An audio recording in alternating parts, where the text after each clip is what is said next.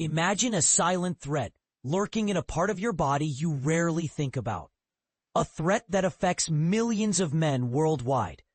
Prostate cancer, though often overlooked, is the most common cancer in men, and early detection is our strongest weapon against it.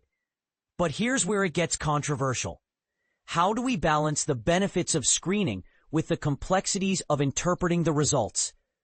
Let's dive into this critical topic, especially as we approach Prostate Cancer Awareness Month in September 2025. The prostate, a small gland about the size of a walnut, plays a vital role in men's health. Yet it's also the most common site for cancer development in men. The good news? Early detection can make all the difference. But where do you start? According to Dr. Gabriel Gavrilescu of the Cleveland Clinic, it begins with a simple blood test called the prostate-specific antigen PSA test. This test measures the levels of an enzyme produced by the prostate, which can rise in cases of cancer.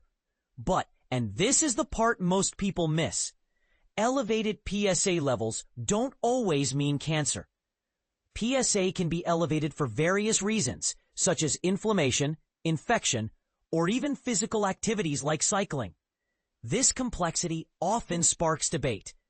How reliable is the PSA test, and when should further testing be pursued? Dr. Gavrilescu explains, like everything in medicine, things are not very simple. Elevated PSA levels require additional investigation, which might include a digital rectal exam, imaging, or even a biopsy. Another common misconception? The size of the prostate doesn't necessarily indicate cancer. Dr. Gavrilescu clarifies, a large prostate doesn't always mean cancer, and a small one doesn't rule it out. It's the tissue diagnosis and other clinical factors that provide a clearer picture. This nuance highlights the importance of a comprehensive approach to diagnosis, rather than relying on a single test. So what can you do? The CDC recommends prostate cancer screenings for men aged 55 to 69, but this can vary based on family history and other risk factors. For instance, if you have a family history of prostate cancer, you might need to start screenings earlier.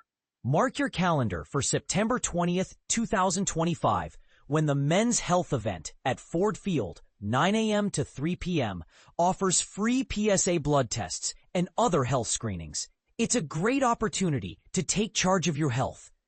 But here's the thought-provoking question.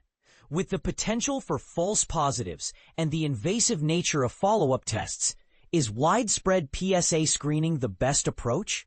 Or should we focus on targeted screening based on individual risk factors? Share your thoughts in the comments. This is a conversation that deserves your voice. For more details on the Men's Health event, visit https://michiganmenshealthfoundation.org/Men's Health event. And remember, when it comes to prostate cancer, knowledge and early action are your greatest allies. Don't wait. Take the first step today.